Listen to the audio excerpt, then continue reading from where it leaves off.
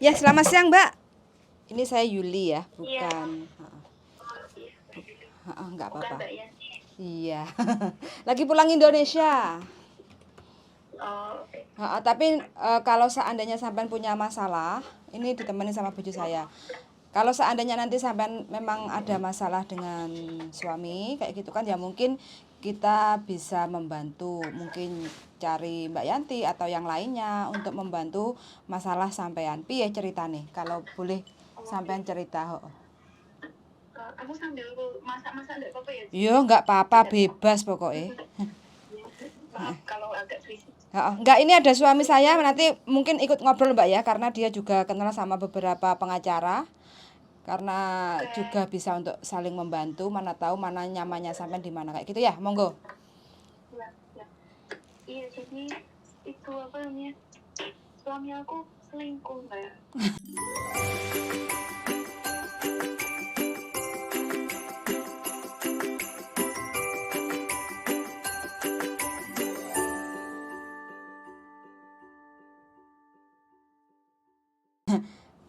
Kok ketahuan selingkuh dari mana sampean? Biar dengerin dulu.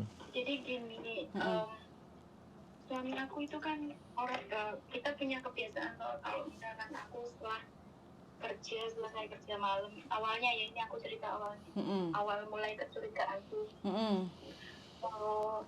Jadi kalau biasanya aku selesai kerja malam itu kita itu pasti teleponan, pasti itu teleponan berapa setengah jam, berapa menit gitulah, intinya wajib teleponan. Nah terus apa namanya, kemarin itu baru bulan kemarin itu aku maunya gitu. Nah hari pertama itu ya dia bilang gini,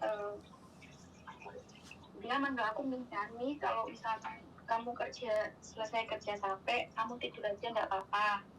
Aku mau game, itu memang kebiasaan dia kan. Terus aku bilang, aku pertama dalam hati kok suamiku tumben nggak nonton aku buat teleponan kayak gitu, tapi ya mungkin tak pikir positif, mungkin dia mau apa kasihan atau pengertian lah istilahnya kayak gitu. Terus ya udah aku tak tidur. Hari kedua pun sama seperti itu, hari ketiga pun sama seperti itu, aku tambah curiga, tambah aneh gitu loh aku.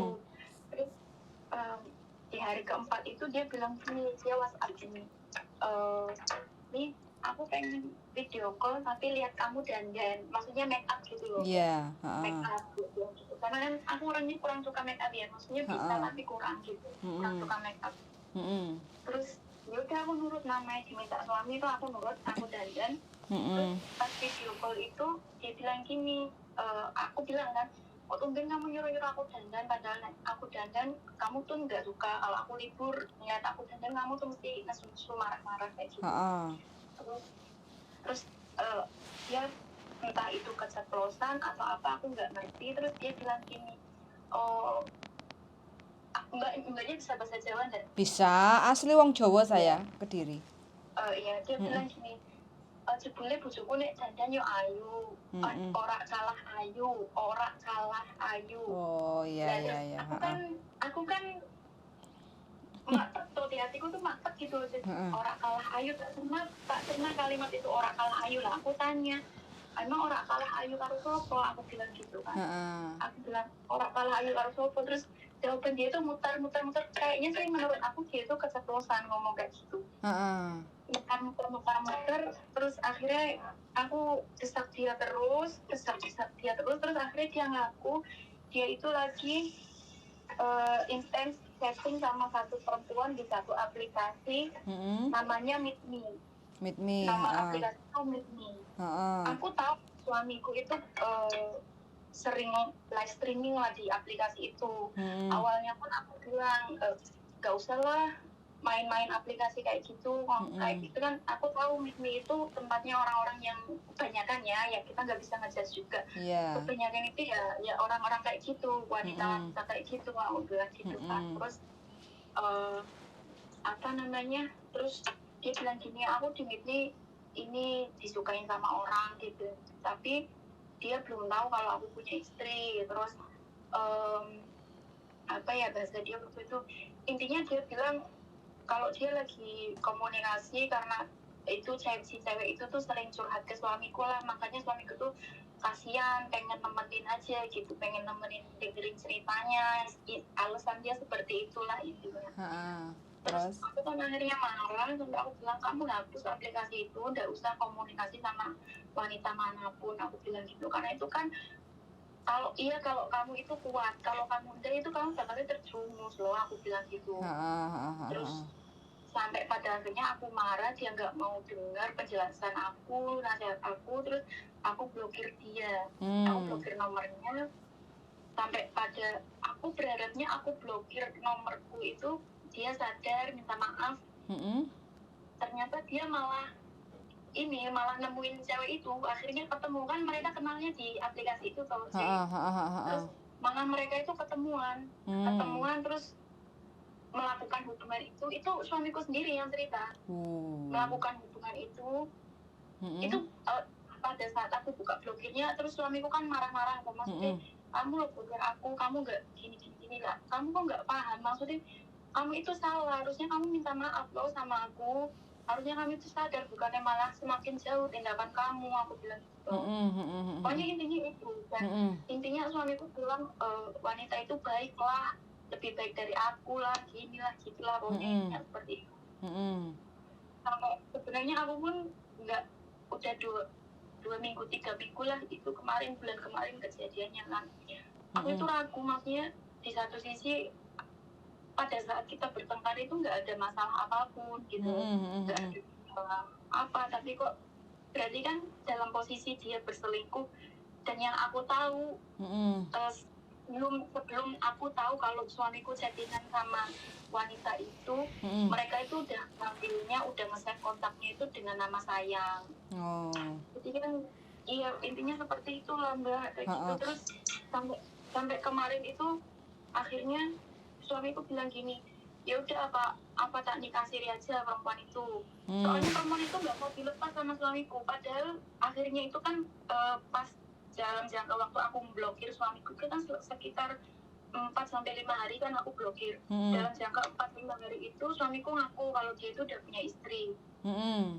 Tapi si perempuan itu nggak mau dilepas. Nah, katanya dia bilang, ya istrimu tuh nggak bener kalau blokir kamu. Ya kayak perempuan itu masuk untuk menghasut suamiku, ya gitu loh, istrimu tuh nggak bener, malah ninggalin kamu, malah apa, jadi kayak mencuci otak suamiku gitu loh.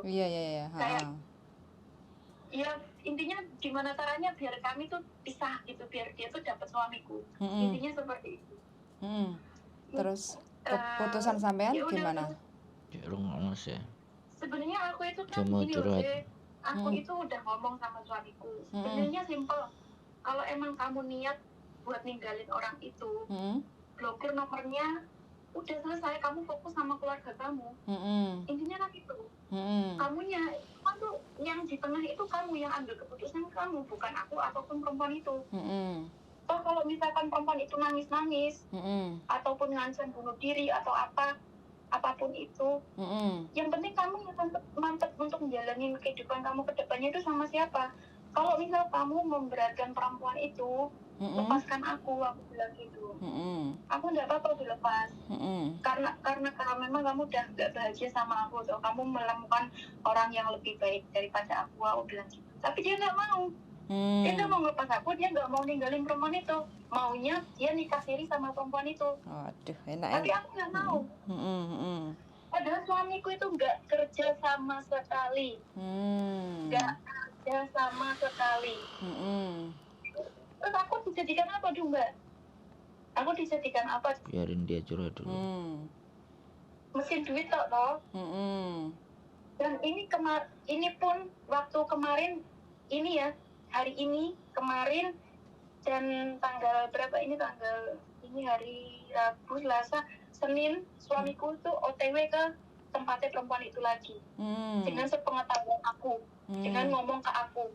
Dia bilang, aku mau kan, jadi mungkin mereka pernah ada pembicaraan apa, aku nggak tahu. Terus intinya si cewek itu minta ke Semarang itu rumah orang tua suamiku.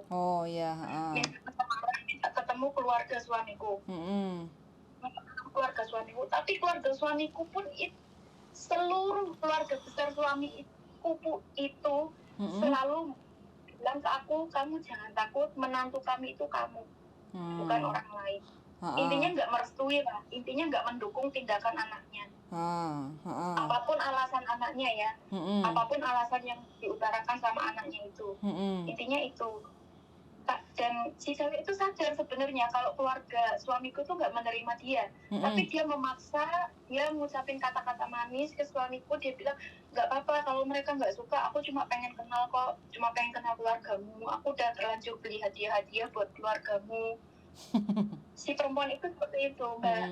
Terus akhirnya suamiku bilang ya udah, aku nemuin kamu buat bahas semuanya ke perempuan itu kan.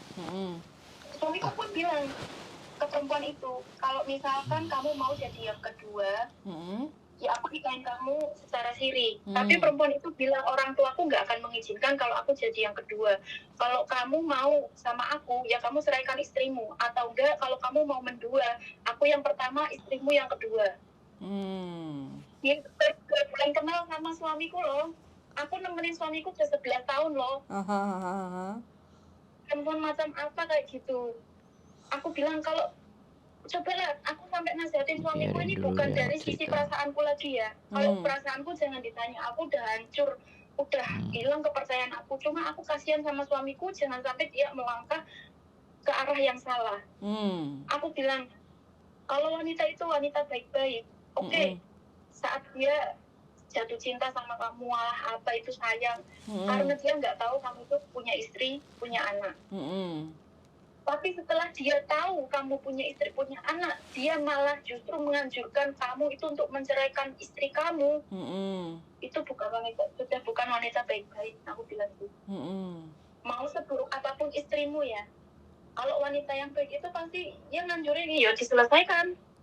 Itu masalah rumah tangga kalian, ranah kalian, bukan ranahku. Kalau menurutku ya Mbak, kalau menurutku sebagai pemikiran wanita yang normal ya, menurutku ya. Kalau aku ibaratkan di posisi wanita itulah, aku akan melakukan hal itu. Aku nggak akan meneruskan hubungan. Tapi ini malah berbanding terbalik, malah si wanita itu selalu kayak mencuci pikiran suamiku, mengangkat semua keburukanku. Karena suamiku tuh cerita dari A sampai Z masalah rumah tangga kami. Ke perempuan itu. Ya namanya rumah tangga kan pasti nggak semulus perjalanan yang kita pengen kan, pasti ada masalahnya, pasti ada ininya gitu. Tapi selama itu pun bukan berarti suamiku tuh kan tanpa kekurangan, dan bukan berarti tanpa aku yang berkorban, mengalah. Di situ tuh semua tuh ada gitu loh. Iya. Tapi aku selalu mempertahankan itu semua gitu. Tapi kok malah suamiku segampang itu. Aku nggak habis pikirnya tuh dari situnya gitu. Terus akhirnya semua keluarganya pun, keluarga suamiku itu gregetan. Lah ini sekarang kan suamiku nemuin perempuan itu ke kotanya, terus apa namanya, nomorku diblokir, katanya kamu nggak usah ganggu dulu 3 hari ini. Nomorku diblokir sampai hari ini. Terus? Nah terus aku pas dia ngomong kayak gitu, sebenarnya suamiku kalau mau ngapain pun tuh ngomong ke aku, dia nggak main umpet-umpet gitu loh. Walaupun dia tahu aku akan marah, aku akan apa kayak gimana, itu dia nggak takut, gitu loh. Terus apa namanya, aku tanya, kamu kesana naik apa? Kebetulan beberapa bulan kemarin itu aku baru beli motor baru. Cash dari keringat sampean ya? Cash, nggak kredit. Terus apa? Aku tanya ke dia, kamu kesana mau naik apa? Aku bilang gitu. Terus dia bilang, dan cewek itu satu kota sama aku Mbak. Jadi suamiku orang Semarang, aku orang Cirebon. Iya. Dan cewek itu pun orang Cirebon. Terus dia bilang gini, cewek itu mau minta aku jemput dia naik motor karena dia itu iri sama kamu. Kamu selalu aku boncengin naik motor keluar kota, dia itu iri, dia itu pengen. Itu dari suamiku loh ya, suamiku yang ngomong, yang cerita sendiri ke aku. Aku nggak mengarang cerita. Terus apa namanya, aku bilang dia iri sama aku, pengen kamu memperlakukan hal yang sama ke dia kayak kamu melakukan hal yang sama ke apakah dia sudah melakukan hal yang sama kayak aku perlakukan nih ke kamu, aku bilang gitu. Selama 11 tahun aku bilang gitu, dia udah bisa melakukan itu atau belum. Ya, tapi suamiku ya intinya udah nggak mau dengar kata-kata aku. Terus aku bilang, terus kamu naik apa? Ya naik motor yang mana? Aku bilang, ya motor yang kemarin baru tak beli. Aku bilang aku nggak ikhlas dari itu. Aku yang beli pakai keringatku, pakai uangku sendiri. Aku pun belum menumpai motor itu. Kamu mau pakai buat riwali sama cewek itu? Aku bilang gitu. Aku nggak akan ikhlas, nggak akan ridho. Motor Kamu itu kesana, sepeda motor atau mobil? Sepeda. sepeda motor. Oh, sepeda motor. Terus? Iya. Kamu mau ke sana, kamu mau bonceng dia pakai motor, aku nggak masalah, aku kasih solusi yang bener, aku bilang gitu. Kamu ke sana naik bis, dari rumah cewek itu kamu naik motor cewek itu ke Semarang, bawa ke orang tua kamu. Nah, pulang dari Semarang kamu antar dia naik motor, dari Cirebon ke Semarang lagi kamu naik bis. Mungkin kayak gitu aku lebih bisa menerima, aku bilang gitu. Tapi nggak, pada akhirnya dia pun naik motor ke sana. Sampai hari ini aku belum dihubungi lagi. Semalam dia video call 2 kali tapi nggak aku angkat karena aku nggak mau. Aku udah males debat, udah males bertengkar. Intinya itu. Terus dia WA aku, kamu udah WA, maksudnya mungkin ini kayak nantang ya, tantangan dia. Kamu udah WA keluargamu buat ngurus surat cerai, dia bilang gitu. Tapi nggak aku buka. Terus tadi pagi terakhir aku lihat foto profilnya itu udah foto sama perempuan itu. Berdua. Itu oke. Berarti sekarang gini, sudah selesai ceritanya? Iya, kurang lebih seperti itu, Mbak. Oke. Sampean ada bukti, berarti kan secara chattingan itu kan ada toh menyatakan bahwa sampai suami sampean istilahnya punya wanita kedua kayak gitu kan? Itu sampean Soalnya kemarin itu ya, gimana? salah aku HP ku itu baru kereset, Mbak. Gitu. Tapi ya ada chat dari cewek itu ke suamiku terus dikirim ke aku, itu ada masih sampai sekarang. Terus kan HP ku itu terkoneksi sama HP suamiku. Kemarin itu aku sempat mengoneksi posisi suamiku itu ya ada di sebuah kos-kosan di Cirebon. Itu aku screenshot, cuma yang lokasinya tok gitu loh. Lokasi posisi. Jadi suamiku di mana aku tahu. Gitu loh, Mbak. Bisa aku lihat dari HP ku di sini. Terus foto profil itu kan suami sama si perempuan itu kan? Ya, udah aku Nah itu sebagai bukti-bukti kayak gitu lah. Terus masalah sampean beli sepeda motor itu atas nama siapa? Suami atau atas nama sampean? Oh ya wes, berarti kan nggak ada masalah. Atas nama saya, dan itu BPKB-nya itu kan belum bisa diambil karena katanya harus ada surat kuasa atau enggak harus saya sendiri yang ambil. Sampai sekarang BPKB-nya itu belum diambil karena memang masih baru. BPKB-nya itu masih baru jadi bulan kemarin malah. Oke, yang penting kan sudah diamankan kan, itu aset sampean toh. Itu jerih payah sampean. Kalau atas nama suami kan malah lebih susah lagi nanti untuk ngambilnya kayak gitu. Yang atas nama suami itu rumah. Jadi waktu awal-awal kita menikah itu kan kita nabung bareng untuk ambil KPR. Nah, ambil KPR itu kan kredit kan, Mbak. Kredit, terus waktu itu kan aku di Taiwan toh. Jadi atas pakai namanya itu nama dia. Oh, tapi berarti bukti-bukti resit kirim uang ke suami untuk beli rumah itu nggak ada ya? Sudah nggak ada ya? Kalau aku cari kan aku transfer itu lewat rekening Zenview, cuma aplikasinya aku hapus karena kemarin kereset itu. Mungkin kalau aku buka lagi semua ada. Oke, jadi kan ini kan untuk gono gini kan, Mbak. Tiap bulan itu kan aku pasti transfer uang kan ke suamiku, itu pasti kan. Nah, kadang itu ya biar aku tuh sepercaya itu gitu loh sama suamiku, biar dia yang ngurus bayar ini, bayar apa, bayar itu tuh selalu dia yang melakukan transaksi gitu loh, Mbak. Oke, berarti tapi ini kalau bukti transfer bulanan pasti ada. Tanyaan dulu maksudnya apa dia maunya. Terus finalnya sampean sama suami kelanjutannya bagaimana? Rencananya kemarin itu kan aku sempat telepon sama Pak Dinya itu ya lumayan udah aku anggap kayak bapakku sendiri gitu loh. Iya, Terus Pak D-nya pun gregetan sama dia. mm-mm, Terus Pak D-nya bilang, kamu sampingkan perasaan kamu.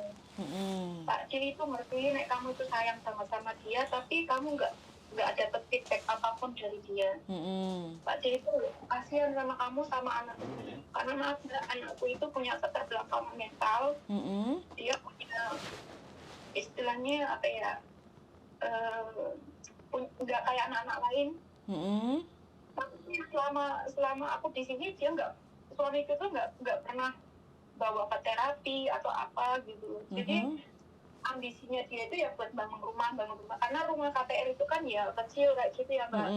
Terus dia itu dibikin besar, dibikin bagus kayak gitu, selalu ambisinya itu untuk ke rumah, untuk ke aset, sedangkan anak itu terbengkalai lah. Adikku itu kan gregetnya di situ. Suamimu itu apa yang kamu lihat dari dia, walaupun itu keponakan aku. Pak D-nya itu kan bilang gitu. Tapi aku kasihan sama kamu sama anakmu. Sekarang kesampingkan perasaan kamu. Kamu cari pengacara, kamu lawan dia. Kamu tanya dia dulu. Untuk terakhir kalinya kamu tanya maunya gimana. Maunya gimana. Mau kalau dia mau terus sama kamu, tinggalkan perempuan itu, bersihin perempuan itu, jangan ada komunikasi. Intinya kayak gitu lah, suruh ninggalin perempuan itu. Kalau memang dia bilang nggak mau, nggak bisa, ya udah kamu yang harus istilahnya tegel. Kamu yang harus tegel. Dan untuk komunikasi terakhir itu memang belum terlaksana, karena ya itu dia posisinya lagi sama perempuan itu. Sekarang sampai hari ini. Berarti masih hangat lah ya ini. Suasananya masih hangat. Iya, suasananya itu masih hangat. Oke. Jadi yang sampean kendalanya itu di dokumen ya? Kalau nggak salah. Kalau mau urus proses cerai. Jangan cerai dulu lah, kita ngobrol dulu lah. Emang iya dokumennya itu apa Berarti aja sih? Dokumen ya biasa, kalau lewat pengacara tinggal Ini. bawa. Ini suamiku mau ngomong bentar ya. Iya. Oke. Cerai itu hal yang sederhana, Mbak.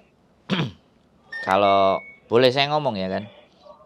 Boleh. Ya, jadi cerai itu hal yang gampang, sangat simpel dan sederhana. Tetapi yang lebih penting itu sampean ini mau ngelanjutin rumah tangga atau sampean sudah selesaikan di sini. Kalau sampean lanjutin rumah tangga kan otomatis mesti diskusi sama suami. Sampean misalnya pulang atau ya kita nggak usah pikirkan pekerjaan, atau misalnya sampean posisi di Hongkong ya kita selesaikan baik-baik di rumah atau minta cuti kalau memang misalnya bisa.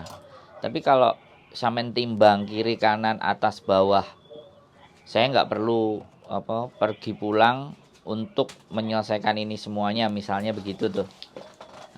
Cukup pakai komunikasi biasa, dia meleset nggak, kalau meleset ya udah tak selesaikan. Kan ada yang seperti itu. Jadi sebenarnya waktu aku pertama tahu dia selingkuh, aku langsung komunikasi sama bosku, aku mau pulang selama seminggu. Terus? Aku bilang ke bosku. Terus bosku mengizinkan. Terus aku bilang kan ke suamiku melarang, kamu nggak usah pulang. Kamu nggak usah pulang, ngapain pulang, buang-buang uang. Karena kan aku bilang ke suami, karena tiket segala macam aku yang tanggung. Karena ini kan di luar kontrak kerja kan. Di luar urusan pekerjaan gitu loh. Terus suamiku marah, akhirnya ya udah aku nurut dia. Karena aku tuh masih, sebenarnya hati ke aku tuh masih berat ya. Perasaan aku itu masih berat sama untuk mempertahankan keluarga aku. Cuma balik lagi mas, karena ya itu benar kata Pak Deku, kamu udah harus kesampingkan perasaan kamu, harus main logika. Karena suamiku itu pun memang gimana ya, dia di rumah itu ya bener sih, sebelumnya kejadian ini dia itu ngesake uang tuh bener rapi. Tapi anakku itu kan punya masalah kan. Iya. Tadi udah diceritakan. Jadi sekarang kita kan mau masuk ke depan kan. Kita mau bahas tentang what's next ya. Apa yang akan terjadi di depan. Jadi kita udah cukup dengerin sampean ngomong. Kalau sampean dengerin ngomong terus, Alhasil kita akan 1 jam dengerin sampean cerita sampai habis, sampai tuntas. Sedangkan harapannya sampean kan mau tahu bagaimana pandangan gitu kan. Makanya dinaikkan, diturunkan, dinaikkan, diturunkan. Saya selalu berusaha seperti itu, bahwa karena bagi kami, bagi saya atau siapapun, cerai itu hal yang gampang. Yang sulit adalah dampak atas perceraian.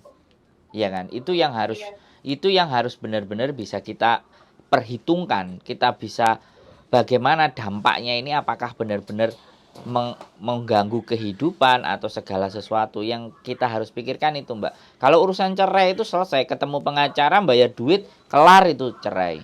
Tapi kan bukan itu yang kita lagi bicarakan. Karena hati sampean juga masih tertaut. Semuanya masih oke. Makanya kalau sampean tadi bilang bahwa suami nggak boleh pulang, sama nggak boleh pulang, sedangkan ini memang harus diselesaikan untuk tatap muka, ya seharusnya sampean tidak perlu hiraukan apa yang dia katakan, karena ini sampean anggap sesuatu yang penting, ya kan. Nah, sekali lagi, kalau majikan di Hongkong itu banyak. Satu, saya ngomong, sekarang lebih sampean timbang mementingkan keluarga dulu atau mementingkan pekerjaan sampean dulu. Kalau mementingkan keluarga dulu, kita diam sejenak, pulang, kita selesaikan urusan di situ. Kalau dalam durasi 1-2 minggu itu tidak bisa diselesaikan, sampean punya time limit, punya batas waktu, karena sampean masih terikat kontrak dengan majikan. Maka ya sudah, take it or leave it. Jadi ambil atau kita tinggalkan sekalian. Nah, jadi kan kayak gitu, keputusannya ada di situ. Dan ketika sampean meninggalkan sesuatu, ini kan ada hal yang sudah sampean bangun berdua. Itu juga masih bisa harus dibahas loh ya. Kuno gini itu juga hal yang penting, ya kan? Kita nggak segampang bilang cuman meninggalkan saja. Ada sesuatu yang sampai bangun sama dia dan itu hak wajib untuk bisa dipecah jadi 2. Kan seperti itu. Terus yang kedua, anak sampean seperti itu. Nanti mau dititipkan siapa? Apakah benar-benar bapaknya nanti akan menyayangi ketika tidak ada dana dari sampean? Itu yang kedua yang harus dipikirkan lebih dalam lagi. Jadi ngobrol sama saya ini itu bukan final, ya kan? Sampean pertimbangkan lagi, dinaikkan, diturunkan, dinaikkan, diturunkan. Logikanya dimainkan, perasaannya dimainkan, semuanya serba diputar-putar dulu sampai akhirnya suatu saat, suatu ketika di titik tertentu sampean merasa, oke, enough, saya harus lepas. Oke, saya akan masih mau pertahankan dulu. Nah, itu jadi itu sampean make sure dulu. Kalau masalah surat cerai, KTP sampean nggak ada, kakak sampean nggak ada, paspor semuanya nggak ada, itu semuanya bisa kita selesaikan. Saya cuma ngomong sama sampean, cerai, ngurus ke pengadilan itu hal yang mudah. Yang sulit adalah dampak dari perceraian. Apakah mental sampean sudah siap meninggalkan segala sesuatu, kehilangan sesuatu? Apakah sudah siap? Kalau itu sudah siap, kita bisa gas. Tapi saya tidak ingin berharap dari ngobrol hari ini aja itu selesai. Saya masih butuh ditimbang-timbang lagi. Ya, 2-3 gitu loh.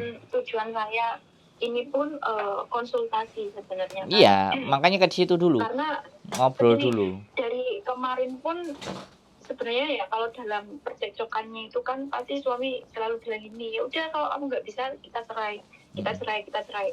Aku pun udah bilang ke suami, saat kamu mengatakan menganjurkan saya untuk menceraikan kamu dalam kondisi kamu marah, saya anggap itu ucapan setan. Saya bilang gitu kan. Tapi ketika kamu membahas semuanya dengan baik-baik, kondisi tenang, ya sudah, berarti memang hal itu yang sudah benar-benar kamu mantapkan untuk bercerai. Dalam keputusan kamu. Ya, untuk kedepannya seperti apa, harus bagaimana. Malah justru saya lebih bisa menerima, saya bilang gitu kan. Terus ya intinya ini sekarang hari ini pun saya cuma konsultasi. Iya. Saya juga kan kemarin minta pendapat orang tua, itu pasti maksudnya orang tua dari pihak suami, karena saya sama sekali belum cerita ke keluarga besar saya sendiri yang di Cirebon. Sama sekali. Karena saya nggak, kondisi bapak saya kan kesehatannya kurang baik gitu. Jadi saya belum mau membebani ini, karena ya memang saya belum pada satu keputusan, oke, saya ambil keputusan ini gitu. Saya belum berani cerita. Mungkin ya nanti ada saatnya kalau kedepannya kayak gimana kayak gitu. Terus ya udah, intinya saya ini konsultasi.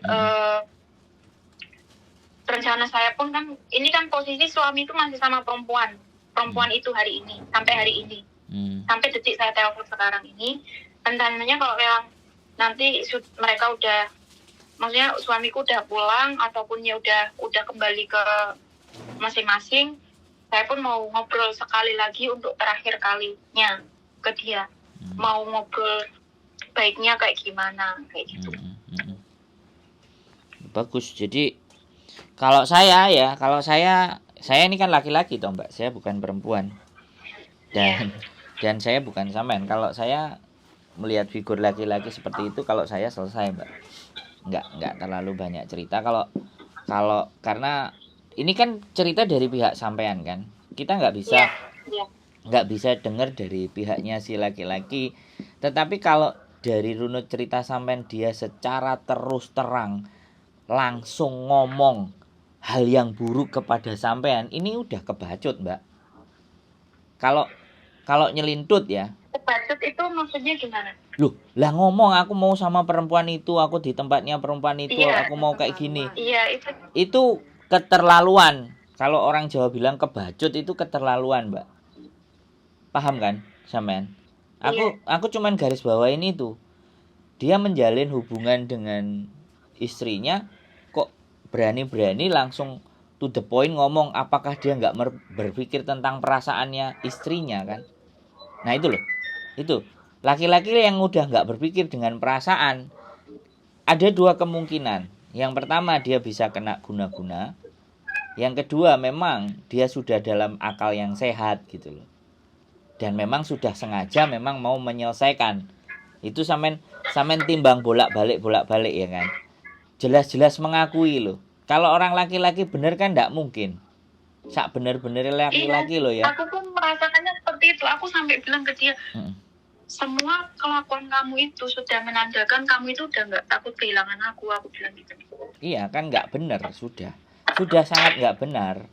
Tidak bisa dibenarkan ketika dia justru malah pamit, malah nunjukin, dan ini kadang-kadang terjadi. Dan kita nggak ngerti akal sadarnya dia, ya kan? Akal sadarnya dia, apakah dia sudah diguna-guna istri muda atau sembarang kalir, kan kita juga nggak memahami itu. Tetapi saya mempercayai kalau ada hal-hal yang sifatnya gaib yang bisa menjerumuskan, karena itu pernah juga terjadi sama bapak saya kan, ibaratnya seperti itu. Nah, makanya kita mesti lebih bijaksana, hati kita lebih dikontrol. Aku mendengar cerita sampean panjang tadi, tidak ada rasanya kok misek sama nangis, ini berarti sampean orang benar-benar wanita yang tegar dan sangat kuat gitu. Karena udah, nangisku udah selesai soalnya Pak. Oh sudah nangisku selesai. Udah selesai. Ya aku kan nggak ngerti. Aku ngertinya kan ngomongnya sekarang. Kalau nangisnya sudah selesai, berarti logikanya sudah bisa dimainkan. Karena kalau masih berada di perasaan kan pasti nangisnya kan nggak karu-karuan.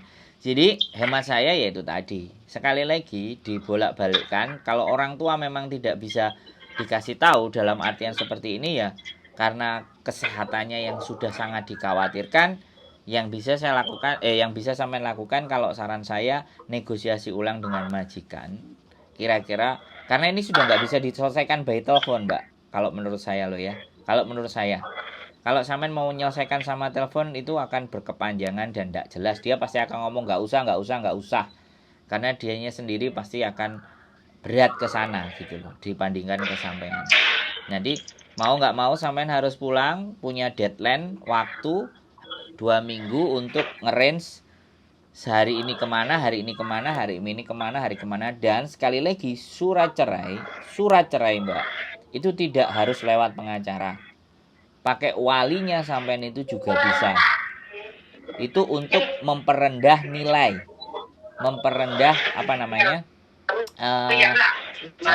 biaya.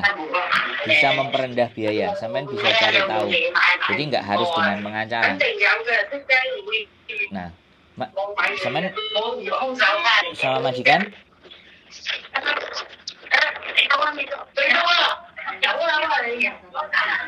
Oke. Ya teman-teman, ya ya kita memaklumi ya teman-teman. Jadi ada yang curhat terus tiba-tiba majikannya datang, itu sangat wajar karena teman-teman memang bekerja. Dan inilah luar biasanya para pejuang keluarga. Wis bojoku kowe ngomong apa weh? Kowe sing konsul kok malah. Untuk para wanita, wanita-wanita hebat yang berada di negeri beton, semoga semakin kuat menghadapi suami-suami yang kurang ajar. Semoga selalu didekatkan dengan suami-suami yang baik. Ini telepon lagi mbaknya. Enggak apa-apa, dimatiin aja dulu. Wis. Dimatiin. Halo, Mbak. Oh, di dalam lift mbaknya. Oh, Telepon balik aja.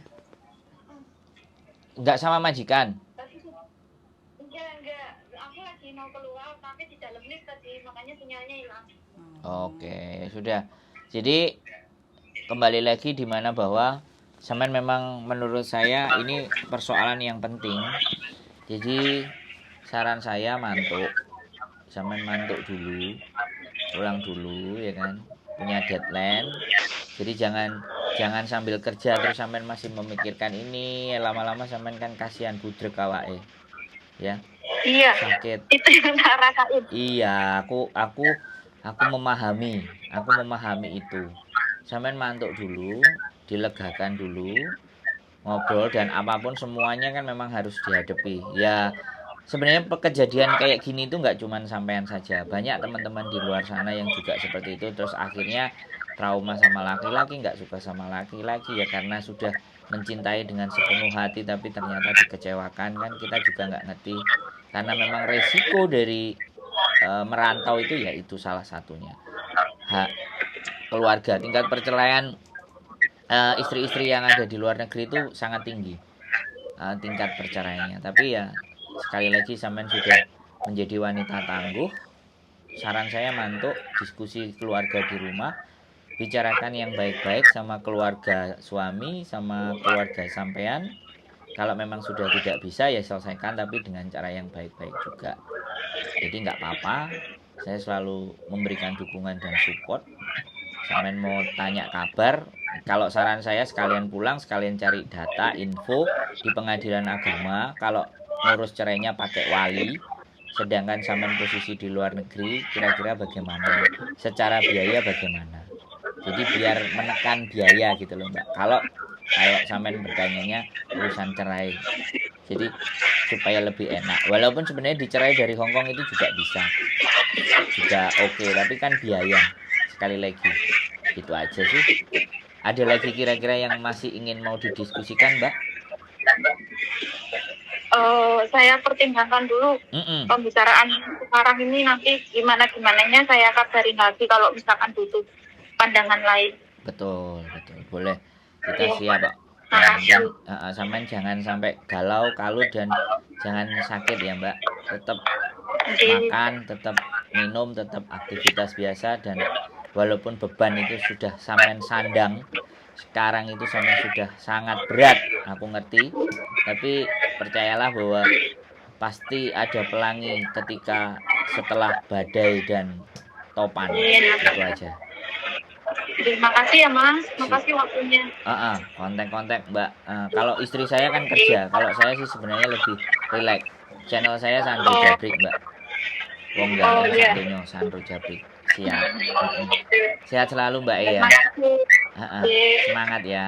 Oke. Assalamualaikum. Waalaikumsalam warahmatullahi wabarakatuh.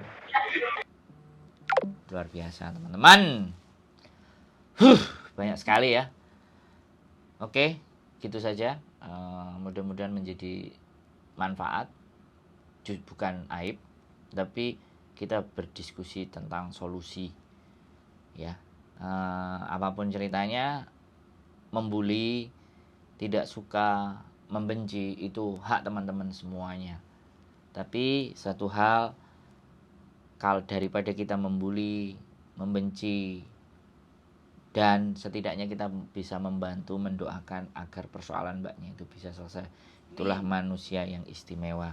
Dan saya yakin dan percaya yang nonton channel ini adalah orang-orang yang istimewa, orang-orang yang punya hati mulia dan peduli dengan satu sama lain.